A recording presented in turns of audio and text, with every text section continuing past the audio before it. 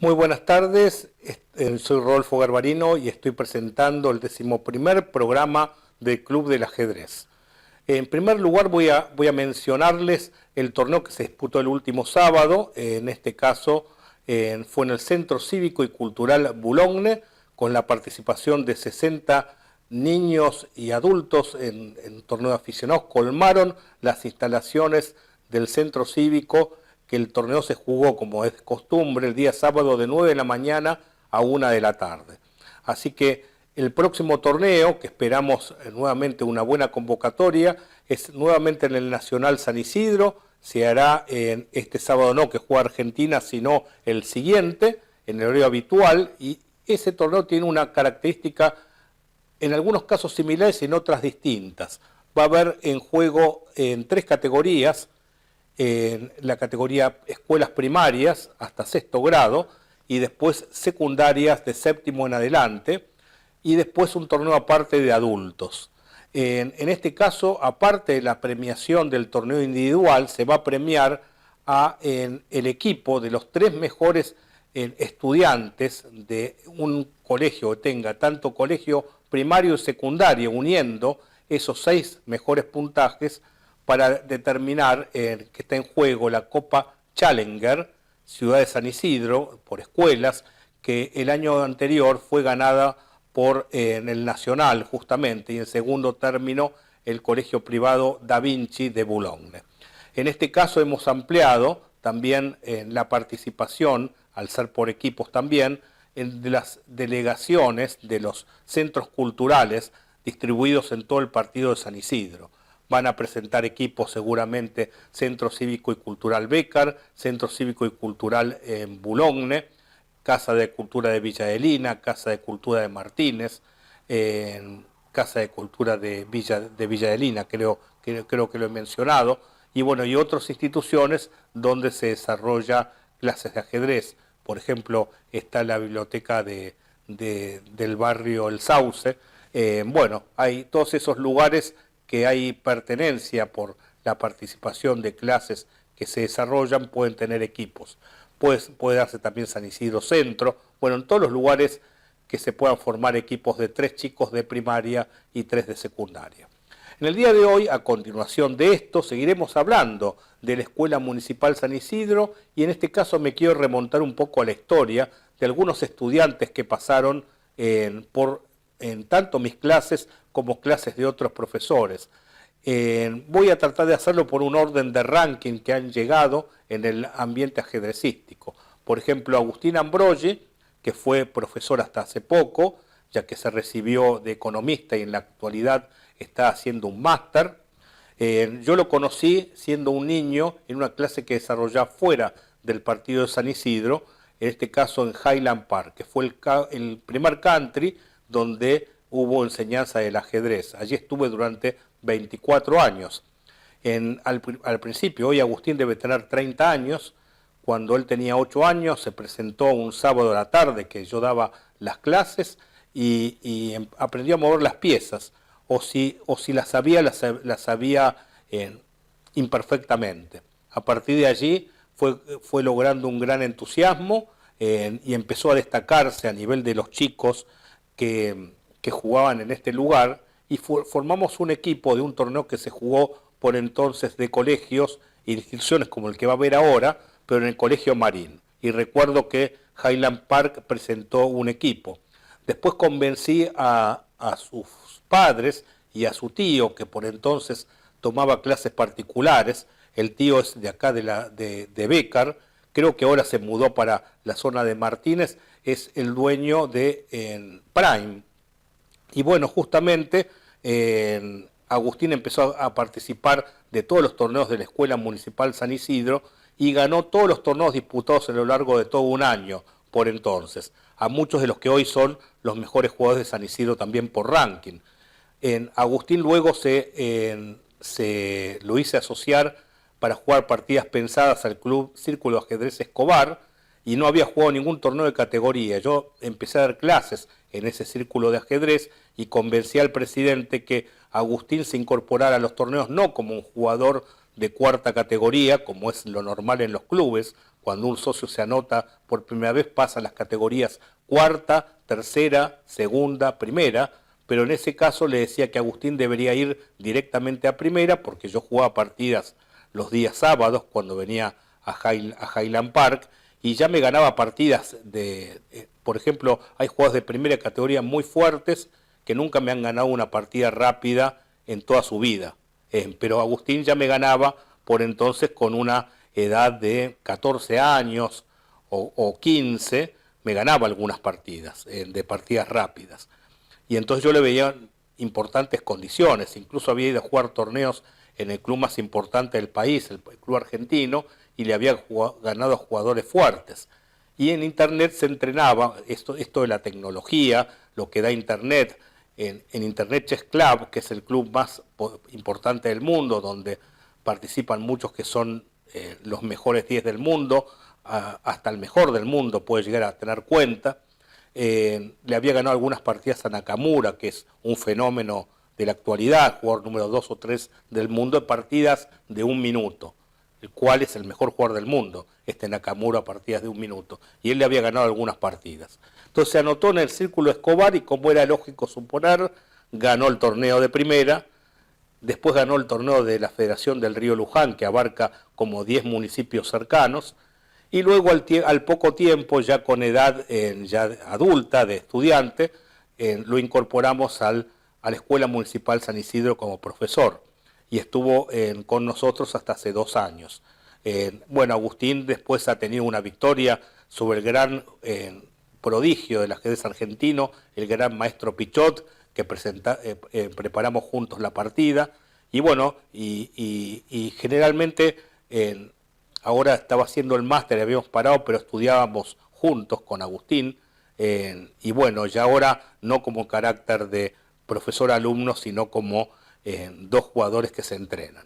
Bueno, este es el primer caso, Agustín Ambrogi.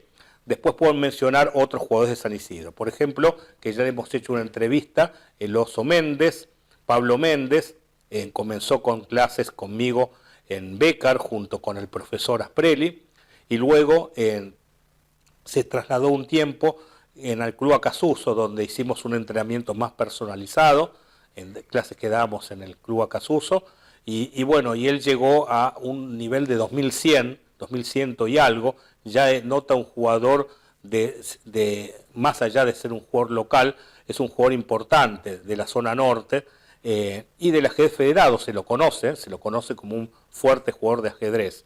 Es un importante jugador que pasó desde los cimientos de la Escuela Municipal San Isidro y tuvo toda esta proyección. Considero hoy que los juegos activos de San Isidro es realmente de los mejores, si no el mejor.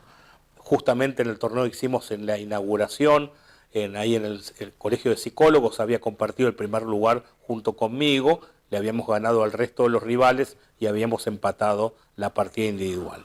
Luego tenemos Marcos González, que bueno, fue alumno del CAM, que ya está disuelto, es un club junto al Círculo de Ajedrez San Isidro, funcionaba hace 20 años atrás, en los comienzos que yo he entrado a la escuela de ajedrez, estaba como una división del Círculo San Isidro, a la gente de Martínez, funcionaba en una sucursal de allí del Banco Credit Coop, creo que funcionaban 2 veces por semana, y bueno, y este chico viene de las escuelas que íbamos por entonces, los profesores, a todos los colegios públicos y privados. Luego él apareció en alguna especial que yo desarrollé de alto nivel, a los mejores chicos de San Isidro, y después, bueno, se ha transformado también en un jugador que diría yo que osciló los 2200, 2100 de hilos largos, es otro fuerte jugador de San Isidro. Después tenemos a Federico Fucci, ese fue un alumno también de Cristian Asprelli, y luego participó de mis clases durante muchísimos años en el Centro Cívico Ibecar.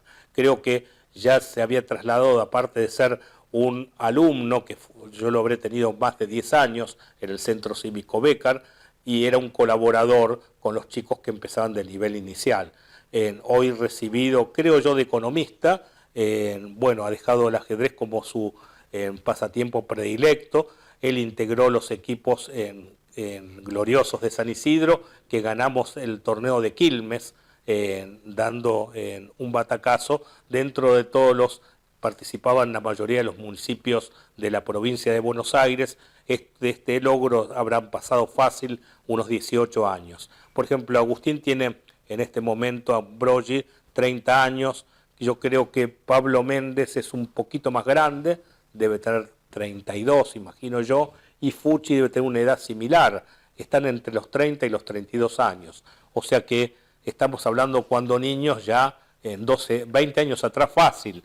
Quizás me equivoque, quizás pueda tener 28, porque bueno, 20 y pico de años han pasado desde cuando él era un niño e iba a la biblioteca. Me acuerdo, en el primer lugar que lo he visto era en una biblioteca de Béccar sobre la avenida en Fleming o Rolón, avenida Rolón ahí en Béccar.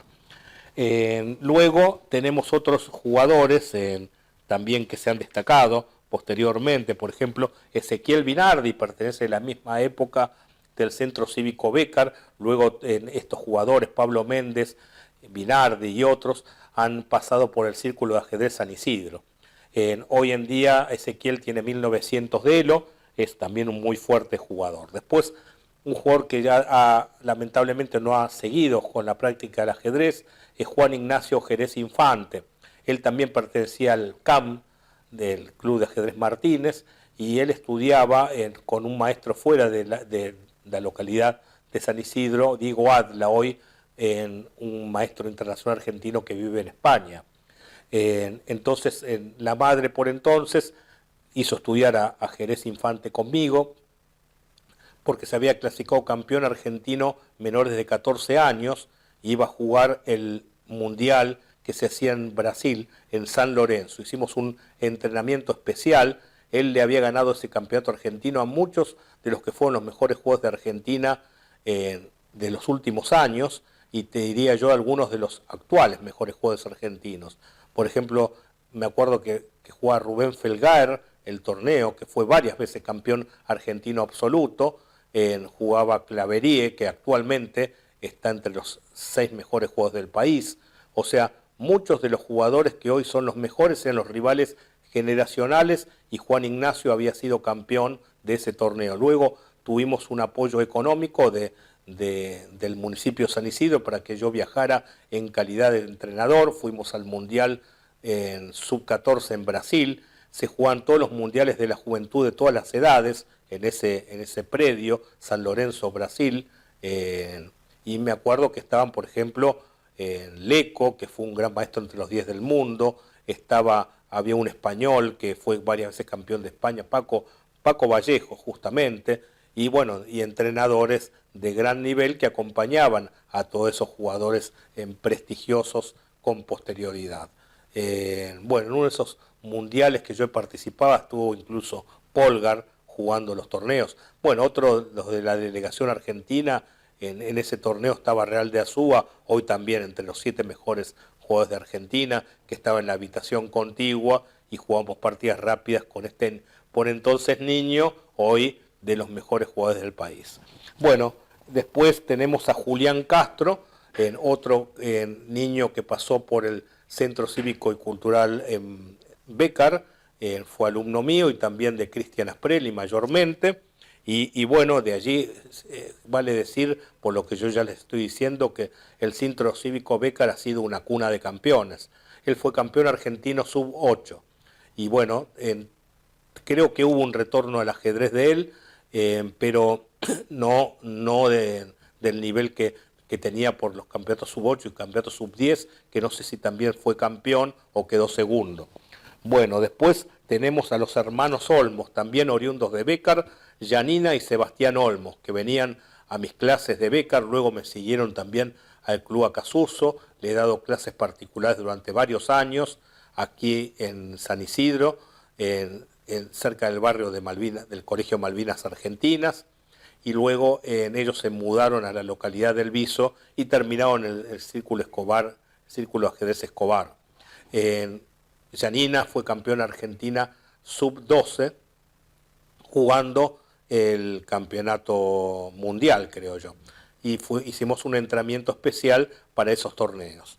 Luego tenemos a los hermanos Di Pauli, que también se destacaban de la generación de Juan Ignacio Jerez Infante. Juan Ignacio tiene actualmente 37 años. Era de la época que íbamos a todos los colegios de la zona de San Isidro. 25 años atrás con facilidad. Estamos hablando de gente que ya tiene 35, 37 y en algunos casos cerca de los 40 años. Son hombres con sus familias y que han pasado toda la vida, desde cuando chicos empezaron con el ajedrez acá en San Isidro. Los hermanos de Pauli también terminaron en el Club CAM de Martínez. Luego tenemos más de la actualidad. Puedo hablar de Gaspar Asprelli, que ya he nombrado a él, es hijo del profesor Cristian Asprelli y ha logrado éxitos contundentes.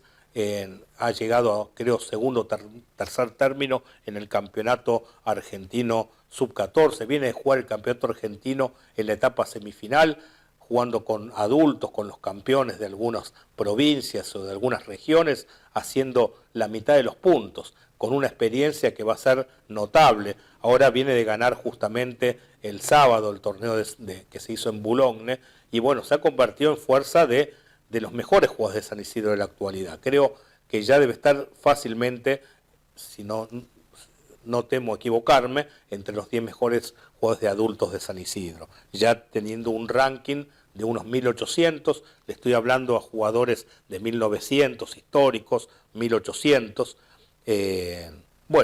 están en un nivel súper alto y en un gran ascenso, hablando que tan solo tiene 14 años. Bueno, ha estado acá en el programa Ana Paula Borda, que es la campeona argentina y sudamericana, en Argentina sub-12, sub-14 y sudamericana sub-14, que iba a jugar el Mundial. La entrevistamos acá, también salió del Centro Cívico Bécar, de mis clases de allí. Luego he tenido la posibilidad de un llamado telefónico del padre, que me llamaba antes de cada ronda del torneo sudamericano y me preguntaba qué podía jugar ante tal rival en forma telefónica. Fue una cosa media sorprendente y notable, porque me llamaba muchas veces a las 11:30 de la noche antes de dormir para que yo le asesorara en la próxima partida del sudamericano. Cosas que se hacen por el amor al ajedrez. Bueno, luego tenemos el Pato Gutiérrez, Patricio Gutiérrez, con el cual estoy conectado en la actualidad. Era otro de los jugadores que salió del Centro Cívico Bécar. Hoy debe tener unos 27 años aproximadamente, 25, 27 años. Peleó muchas veces palmo a palmo con su rival generacional Malcolm Di Pietro, que le da de Boulogne, y Patricio de acá de Bécar. Y bueno, ahora está viviendo hace un tiempo en Europa, trabajando y también compitiendo cuando el tiempo se lo permite en algunos torneos de ajedrez. Ahora está en un torneo en Murcia y había pasado por otro torneo en Elche. Yo estuve en España durante 3 años, entre mis 27 y 30 años, por los años 90 al 92. Y curiosamente yo estuve en Elche, de paso cuando recién arribé a España, en la casa de Gustavo Gualdoni. Y justamente él está ahora con él, me mandó una fotografía de este jugador argentino de San Nicolás, que es el paso obligado de todos los ajedrecistas destacados argentinos que pasan por Europa. Es una persona muy querible, muy buena gente, que siempre brinda en calidad de huésped, un huésped, digamos, un anfitrión de lujo, porque bueno, recuerdo en esa época que éramos varios de los jugadores argentinos, el gran maestro Hoffman, estaba, bueno, ha pasado Luis María Campos y otros jugadores por allí, Vasallo, han pasado por la casa de este jugador aficionado argentino que ama el ajedrez y ha construido en la localidad de Elche y en otros lugares que también ha vivido, como Suiza, hasta clubes de ajedrez. Bueno, entonces luego tenemos Malcolm Di Pietro, que lo he nombrado, que era el rival generacional de Patricio, en este caso del Centro Cívico Boulogne, también alumno de Cristian Asprelli.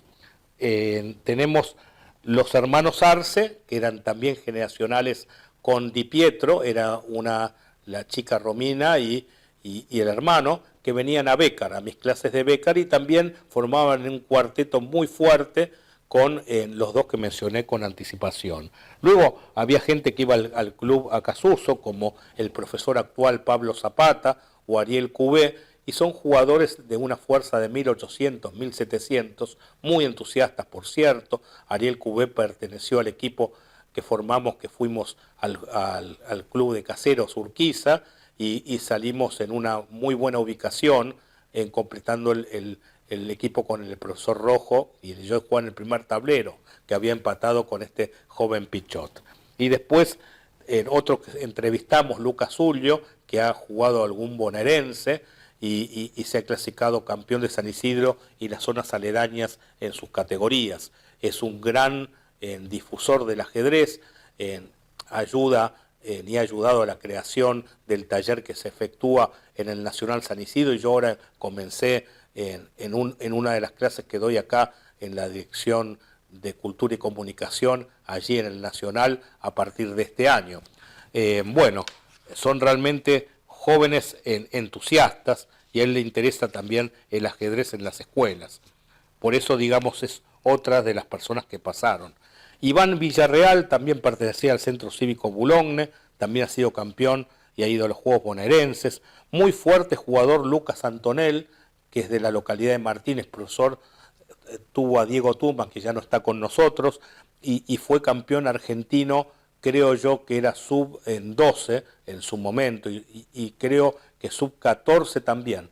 Estuvo entre los mejores jugadores promocionales del país, entre todas las épocas de juvenil. Hoy en día tendrá unos 23 años aproximadamente, más en contemporáneo. Luego había Juan Acosta, era un gran jugador de la época de Ambrogi, de Marcos González, de Méndez, era el que se destacaba, diría yo, aparte de Ambrogi. Estaba como un escalón arriba de todos estos.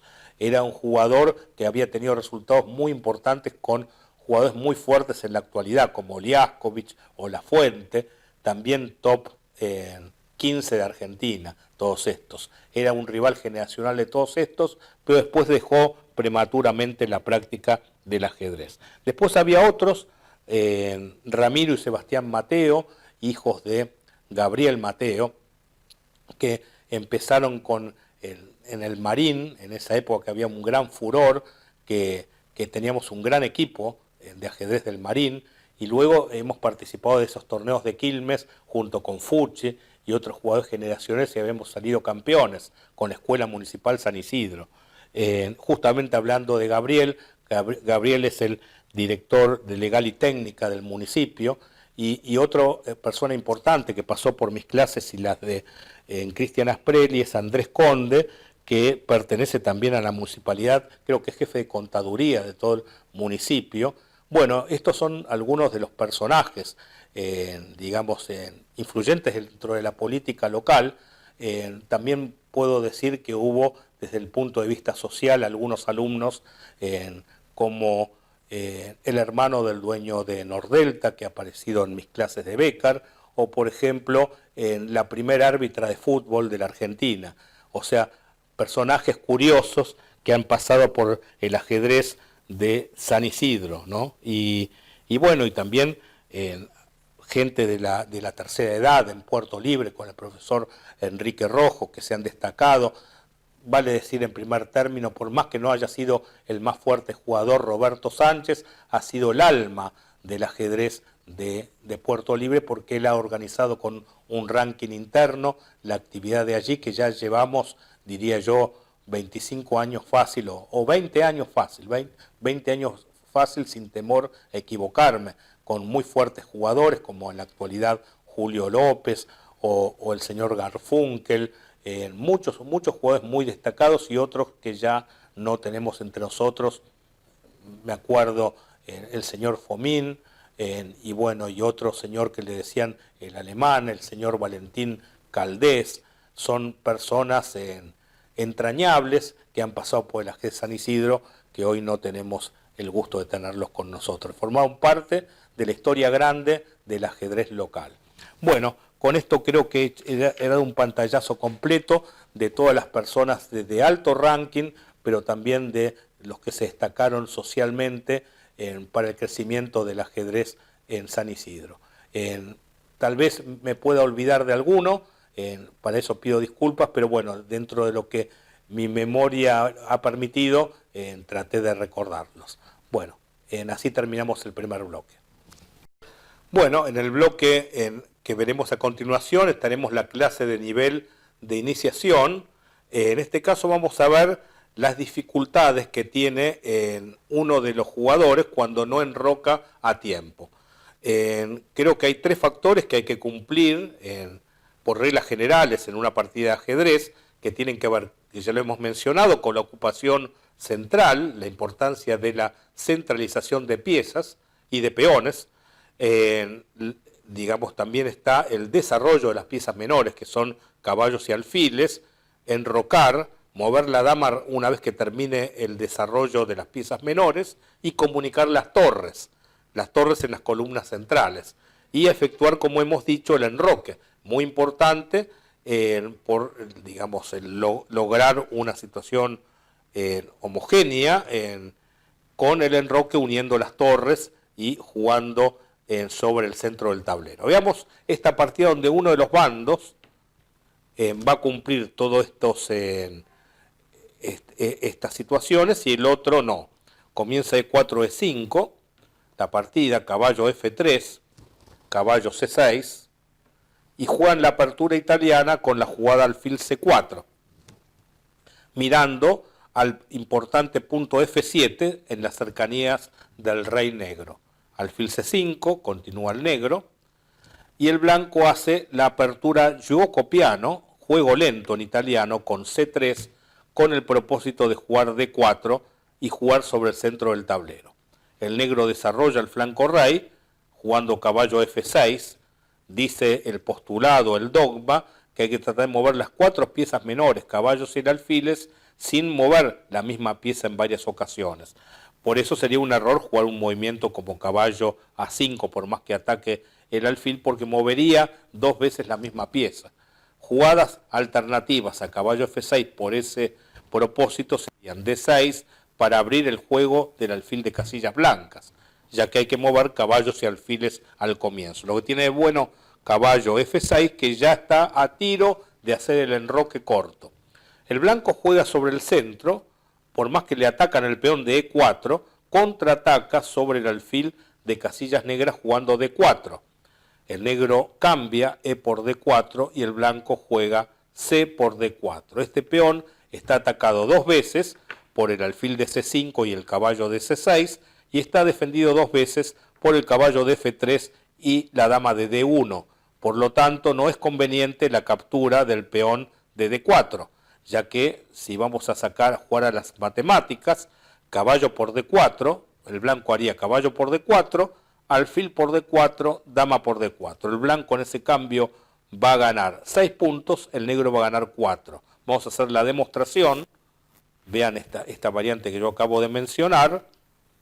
Y entonces 3 y 3 son 6, 3 y 1 son 4. El blanco ganaría 2 puntos.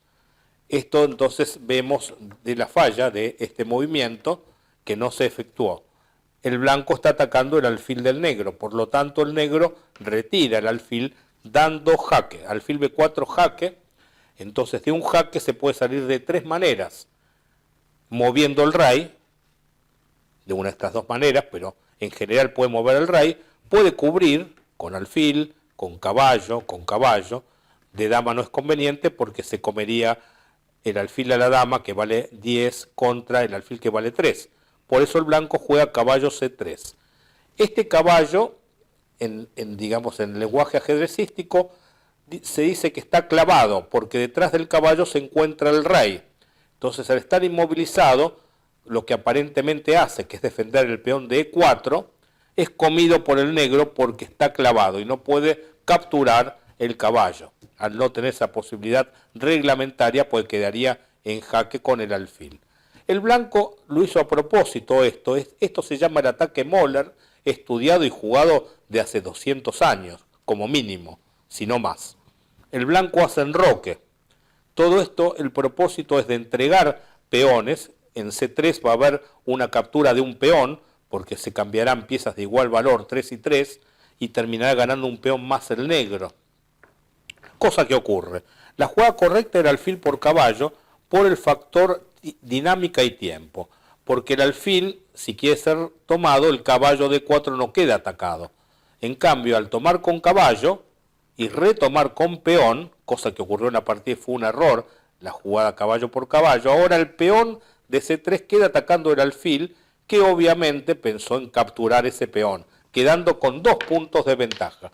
Vean acá 4 puntos contra, 6 puntos contra 4, con ventaja material del negro, pero el material no lo es todo. La dinámica, el tiempo, el desarrollo, la seguridad de reyes forma parte importante del juego. El alfil de C3 está atacando a la torre de A1, está en el aire. Entonces había varias jugadas posibles. El blanco optó por una que impide el enroque, alfil A3. Vean esto, el alfil no puede hacer enrocar al rey negro, que en el afán de hacer enroque moviendo estos dos movimientos, si bien queda atacada la torre en el pasaje del rey a la casilla G8, estaría pasando por F8 en jaque por el alfil de A3, lo cual no es reglamentario. Entonces juega D6 el negro, ya que si alfil por torre, vendría la conexión de columna y diagonal con torre E1 jaque, y vean, el rey no tiene escapatorias, tendría que tapar con el caballo y esto costaría la pérdida de la dama, porque el alfil atacaría a la dama defendida por torre. Entonces, todo esto no se efectuó, y se efectuó D6, bloqueando el paso del alfil. El blanco juega torre C1, atacando el alfil, ganando un tiempo. En caso de alfil B4, sería un error por ante el cambio, queda el caballo indefenso con un ataque doble de dama E1 al rey y al caballo que está en el aire. Por eso, en la partida, el alfil se retiró a A5. El blanco entonces juega el movimiento dama A4, clavando al caballo de C6, quien es el defensor del alfil de A5. En caso de enroque que no se efectuó, vendría D5, atacando el caballo, que al retirarse haría perder el alfil de A5. Todo muy dinámico, muy directo, una forma de aprovechar el rey en el medio. Ahora, el negro puede enrocar, pero sería quedar con una pieza de menos. Negras se resisten jugando A6. ¿Cuál es la idea? En caso de D5, que sería el aprovechamiento del caballo clavado, que si es atacado por una pieza de menor valor como un peón, se lo estamos capturando. Pero la jugada A6 tenía como idea B5, haciendo un ataque doble como un tenedor con el peón al alfil y a la dama, defendido el peón de B5 por el peón de A6. Por eso, en la partida, el blanco prefirió alfil D5. Objetivo, hacer alfil por caballo y a peón por alfil, dama por alfil. El caballo era el defensor del alfil de A5. Por eso, ante esa amenaza, el negro optó por retirar el alfil. No era bueno B5, que atacaría a la dama, porque no saca la dama al blanco, sino que previamente haría alfil por caballo, jaque. Y después de salir el jaque, hacemos dama por alfil, perdiendo 2 piezas con una jugada errónea. Por eso jugó alfil B6. Acá parecería que el blanco podría ganar hasta una torre con la jugada alfil por caballo jaque, peón por alfil, dama por peón jaque, y está atacada la dama y la torre del negro. Pero con la jugada alfil D7 se sale del jaque cubriendo y la dama negra protegería a la torre, porque al mover el alfil la dama comunica y defiende la torre negra. Por eso cuando llegaron a esta instancia del partido, el blanco calculó mejor y vio que la jugada torre por caballo era mejor, ya que si peón por torre, si bien pierde torre contra caballo, que es una diferencia de 2 puntos, queda disminuida a 1 al ganar el peón y luego termina ganando ante la cobertura de alfil la torre, que vale 5, porque tras el cambio el alfil termina tomando. Todo este es el cálculo que hizo el blanco para efectuar dicha combinación, al hacer la jugada torre por caballo, cosa que se efectuó. El negro jugó alfil D7, clavando a la torre que detrás está la dama, y ahí finalmente con el torre E1 jaque se termina de explotar la ubicación del rey en el medio. ¿Por qué razón? Porque después del rey F8 se pierde el enroque. Pero parece que va a ganar material el negro, porque queda clavada la torre y tras está la dama.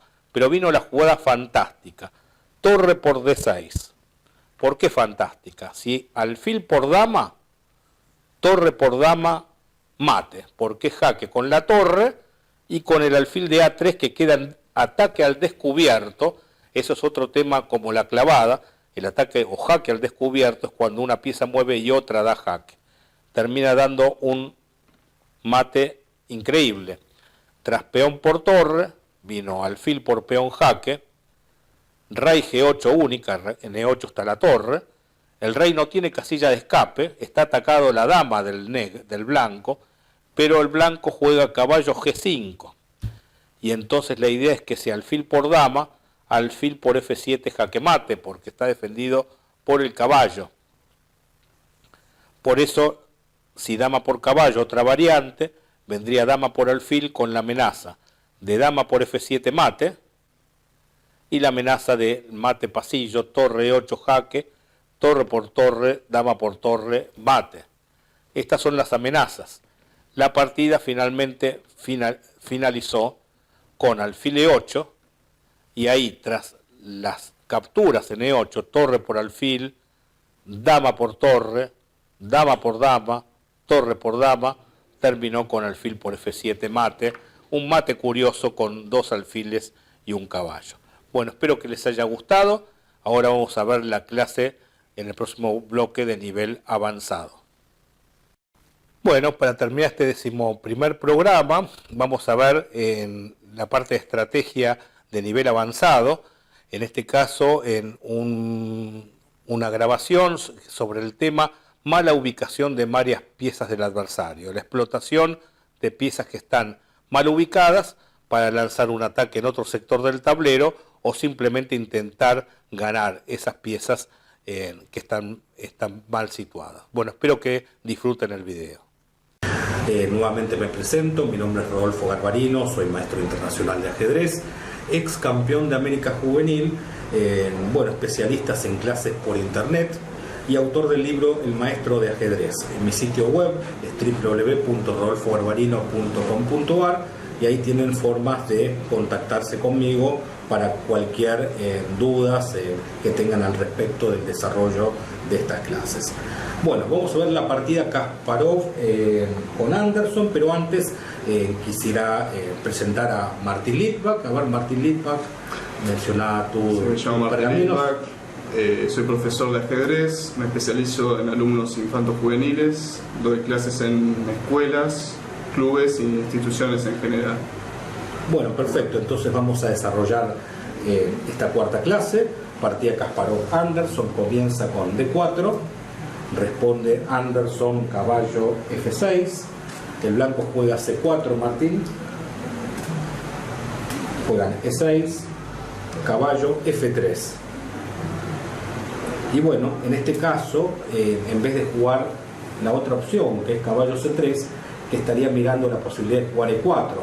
Allí sería conveniente la jugada que daría lugar a la defensa nimzo-india, alfil B4 tratando de evitar E4, típico en el juego hipermoderno.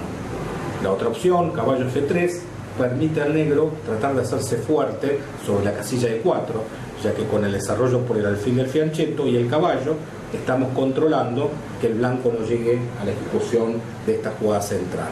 Entonces, los caminos usuales son G3, desarrollo de caballo, C3, E3, la predilecta de otros jugadores antiguos como Rubinstein, pero en este caso el Kasparov sigue la receta de Petrosian con esta jugada lateral A3, con el objetivo de evitar la clavada una vez que se desarrolle el caballo por C3. Y el plan del blanco va a pasar a ser caballo C3, dama C2 y buscar E4 con un previo de 5 y luego E4, teniendo preponderancia central. En la partida, Anderson jugó alfil B7, caballo C3, Martín, y lo tradicional sería jugar D5, y entonces el blanco tiene la opción de tomar y así dejar el alfil malo, se llama alfil malo aquel que choca con la propia estructura de peones. Entonces, en realidad en la partida Anderson mueve por segunda vez la misma pieza, cosa que no es conveniente, con el fin de tratar de evitar la jugada E4. Se tomó caballo por caballo, alfil por caballo, caballo D2 Martín, atacando el alfil. Entonces en la partida se retiró a G6 el alfil negro. La otra opción era retirarlo a B7. Me gustaría, Martín, que me dijeras qué jugarías en cada uno de los casos, tanto alfil B7 como alfil G6.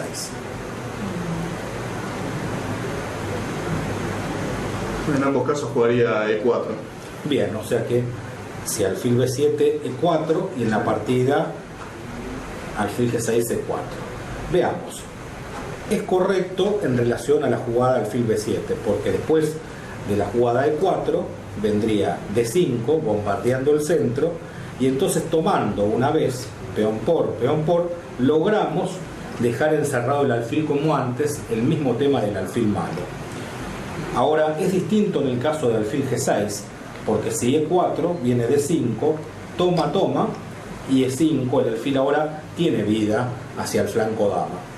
Por eso recomiendo la jugada que hizo Kasparov en esta situación, que fue G3, para aprovechar la desaparición del alfil de casillas blancas del negro, del fianchetto dama, y así poder atacar con alfil G2 la torre y el flanco dama en general. Siguió caballo C6 atacando el peón central, y el blanco hace E3 defendiéndolo. El negro está restringido, no tiene el centro. Inicia un plan en el flanco dama con A6, proyectando quizás torre B8 y B5, jugando con un plan al menos. El blanco hace B4 y el negro, sin preparación alguna, torre B8 como esperáramos, juega directamente la jugada B5. A ver, Martín, explícame tácticamente. Vamos a calcular dos jugadas en adelante. En caso de peón por peón el blanco, negra responde peón por peón, y el blanco tiene la opción de responder alfil por peón. ¿Esto es una entrega de peón o no es así? No, no es así, porque el negro puede tomar este peón. Exacto. En B4. A ver, pasemos la variante así comprenden todos los aficionados que nos están viendo la variante. Por y si alfil por peón. Alfil por peón. Tenemos acá el caballo por B4, y entonces, ya que la torre está en el aire. Ese es el concepto. Hablábamos en las anteriores clases que muchas veces es la creencia que una torre que se encuentra en A1 no tiene nada que ver con la táctica, y acá demostramos que la torre en el aire fue de vital importancia para poder compensar el peón que se entrega. Ahora bien, Kasparov hace una simple jugada, alfil B2, ya se defiende de la amenaza. A la vez, por otra parte, mira ahora alfil por B5 sin que tenga la posibilidad de caballo por B4 al estar defendida la torre en dos ocasiones. Y ahora viene el tema que nos compete. El negro tiene que hacer o torre B8 o caballo A7, que fue la jugada de la partida, y entonces el peón queda defendido por el caballo, que se encuentra descentralizado del tablero, y así un peón pasa a defender a una pieza de menor valor, como el caballo pasa a defender una pieza de menor valor como el peón. Veamos cómo continúa el juego. Es muy interesante, yo creo que es una partida formidable de Kasparov esta, lo que demuestra que fue el mejor jugador de la historia del ajedrez.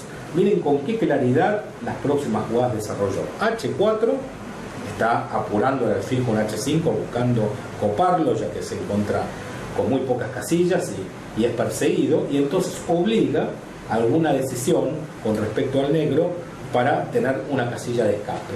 Pareciera que estas dos jugadas no tuvieran nada que ver, pero el transcurso de la partida ha demostrado que estas dos jugadas intercaladas han podido darle mucha fuerza al juego blanco.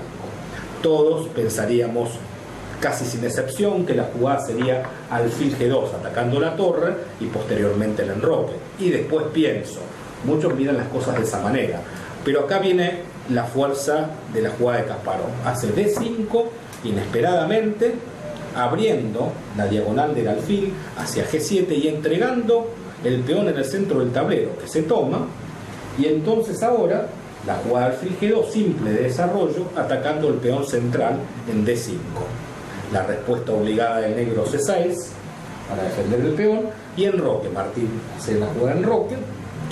Y ahora observamos que para desarrollar el alfil rey, el negro, va a tener que hacer alguna medida previa, ya que si lo desarrollamos, estamos dejando ¿qué peón colgado, Martín? El peón de G7 por el alfil en la gran diagonal. Entonces, se juega F6, ¿y qué se provoca con esa jugada? Decime las dos debilidades que quedan provocadas tras ese movimiento. Y en ese queda el alfil en el aire. El alfil en el aire en G6, ahí vemos la importancia del H4 y H6, porque el alfil queda en el aire. ¿Qué casilla ha debilitado el negro con este movimiento más este movimiento? La casilla misma en que se encuentra el alfil. Entonces vamos a recordar algunas fórmulas. Por ejemplo, en este caso tenemos ventaja de desarrollo. Ventaja de desarrollo, ¿cómo se aprovecha, Martín? Abriendo el juego. Abriendo el juego. Hay que preparar la jugada E4. Entonces el blanco juega torre 1, y entonces la otra fórmula que hay que recordar, ¿cómo se explota una casilla débil? Cambiando el alfil defensor de la casilla. O sea, este alfil por este alfil, claro, para luego tratar de meter una pieza. Todo eso en la partida, todos los conceptos que yo hablo en mi libro, El Maestro de Ajedrez, que son conceptos de estrategia y táctica, los desarrolla Kasparov con absoluta claridad en esta parte. Veamos entonces con alfil E7, ahora viene la jugada dama G4, aprovechando la pieza en el aire y el peón que se encuentra detrás. Entonces obliga, para no perder dicho peón, a la jugada rey F7 y pierde el enroque. Ahora, ataca no solamente el alfil, sino que la casilla G6 queda ahora en problemas. Alfil H7. Un minuto. Martín, entonces en esta posición, ¿qué jugarías?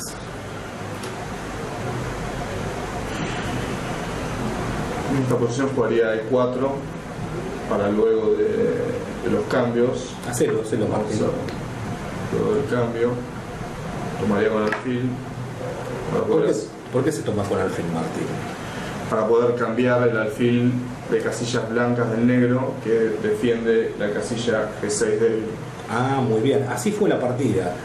Felicitaciones, Martín. Entonces, el objetivo de todo este plan con H5 y el haber provocado estas dos jugadas del negro fue explotar la casilla G6 débil. Tras alfil por alfil, se toma con caballo. Y entonces ahora la dama va a entrar a G6 oportunamente, dejando en muy mala situación al rey. Entonces vamos a observar cómo las piezas negras del flanco dama, tanto el caballo como la torre, se encuentran fuera de juego de todo lo que está ocurriendo en el flanco de rey. Veamos cómo continúa la partida.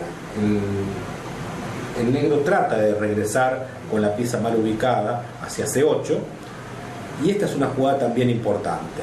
La pieza que no hace nada gana un tiempo y ataca junto con la dama el punto D7 en dos ocasiones.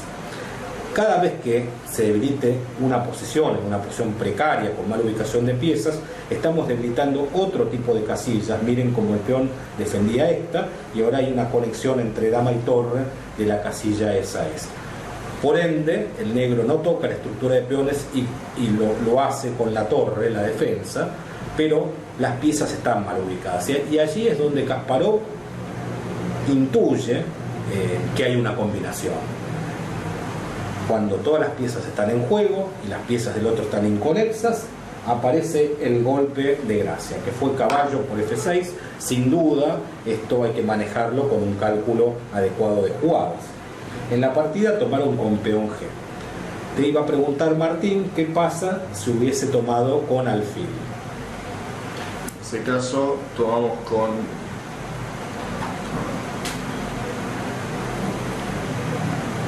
Ibas a tomar con alfil. Sí, pero no. Pero previo entraría con dama. Previo jaque con dama para llevar al rey a la última línea. Allí habría dos jugadas posibles.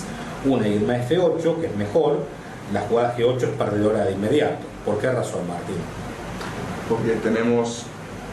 Claro, torre jaque y un ataque doble al rey y la dama, defendida por la dama. Entonces vamos a ir a cuidar la casilla E8. Entonces, la jugada previa a entrar en E8, ¿cuál es, Martín? Alfil por alfil. Correcto. Entonces allí tenemos dos tomas. La jugada de dama se abandonó ¿De qué lugar, Martín? De la octava línea. Déjala allí, así se observa que es mate, defendida por la dama.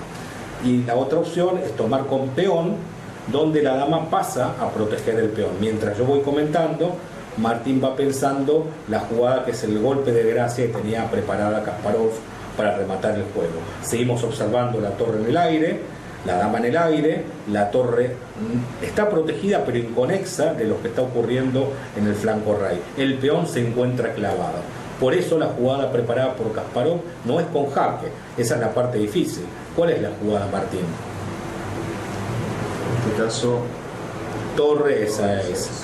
Muy bien, porque no puede tomar con peón, porque haríamos torre por dama, y la jugada torre por F6 se muestra inevitable con un ataque demoledor. Veamos entonces cómo estaba la partida en el momento que se toma con caballo por peón, toman con peón en la partida finalmente. La partida continuó con el jaque de dama, entrando a la casilla débil, rey F8 única, y entonces el blanco acomoda todas sus piezas para atacar en forma muy agresiva todas las debilidades. En este caso, el peón de H6 mirado por alfil y por dama. No se puede atacar la dama de ninguna manera porque seguiría alfil por peón con un próximo mate. La torre no puede moverse. Y hasta diría yo que no hay apuro por hacer la jugada alfil por H6, ya que el rey no tiene casilla de escape y no puede mejorarse fácilmente la posición.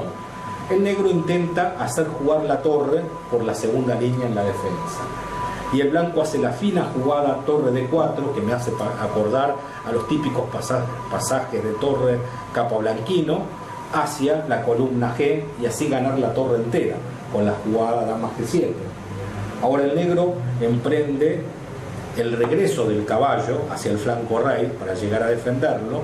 Pareciera que ahora es la jugada alfil por peón porque el caballo está llegando a F7, pero no, Kasparov, en vez de hacer alfil por H6 jaque, la jugada esta, prefiere llevar la torre al ataque para amenazar la jugada dama G7, y el negro parece que llega justo a defender la torre en el aire de la amenaza dama G7 y a la vez el peón de H6.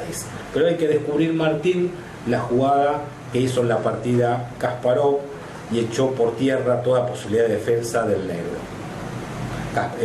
Anderson era un gran maestro que en la década del 80 perdía muy pocas partidas al año.